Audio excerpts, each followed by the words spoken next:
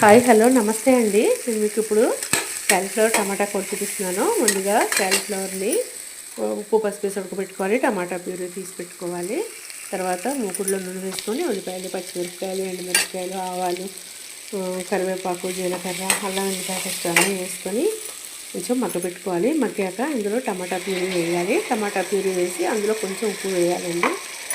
టమాటా puree వేసుకొని తర్వాత కొంచెం ఉప్పు వేసుకొని అది కొంచెం మగ్గాక ఉడకబెట్టిన క్యాలీఫ్లవర్ ముక్కలు వేసుకోవాలండి. తర్వాత క్యాలీఫ్లవర్ ముక్కలు ఉడికాక కొంచెం కారం వేసుకోవాలి. కారం కూడా వేసుకొని కొంచెం మగ్గాక కారం కూడా వేసుకొని కొంచెం ఉడికాకండి కొంచెం వాటర్ కూడా వేసుకోవాలి. కొంచెం బాగా మగ్గాక కొంచెం పచ్చి కొబ్బరి ఉంటుంది కదండి, పచ్చి కొబ్బరి తురుముకొని కొంచెం పచ్చి కొబ్బరి వేసుకొని కొంచెం మసాలా కూడా వేసుకొని దగ్గరకు వచ్చాక దింపేసి క్యాలీఫ్లవర్